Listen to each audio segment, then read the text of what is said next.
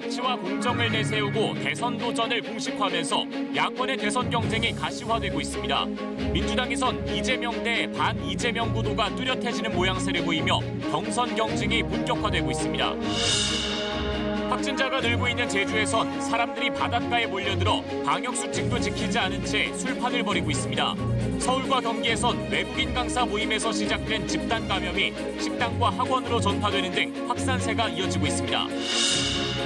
민주당과 정부가 재난지원금을 소득 하위 80%까지 연소득 약 1억 원 이하 가구에 현금 지원하기로 했습니다. 재난지원금과 소상공인 지원 등을 담은 2차 추경 예산안은 33조 원 규모로 편성됩니다. 한글 금속팔자 중 가장 오래된 것으로 추정되는 금속팔자 1,600여 점이 서울 종로 한복판에서 항아리 속에 담긴 채로 발굴됐습니다. 또 장영실이 만들었다고 전해지는 천문시계의 일부도 발견됐습니다.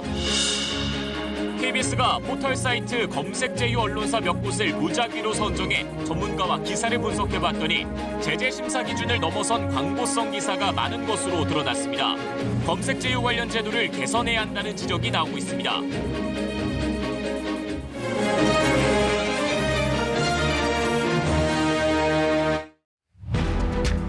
윤석열 전 검찰총장이 정권 교체로 공정과 법치를 바로 세우는 데 헌신하겠다면서 대권 도전을 공식 선언했습니다.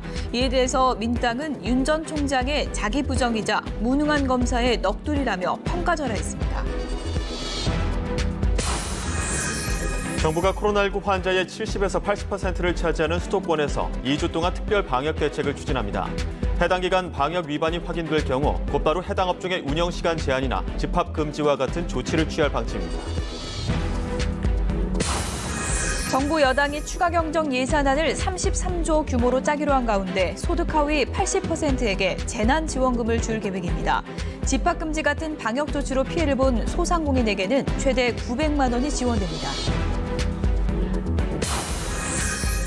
공군 제20 전투비행단 군사경찰이 고 이모 중사의 성추행 피해 당일 최초 신고에 해당하는 녹취를 알고도 확보하지 않은 것으로 드러났습니다. 시민단체와 정치권을 중심으로 국정조사를 요청하는 목소리가 높아지고 있습니다.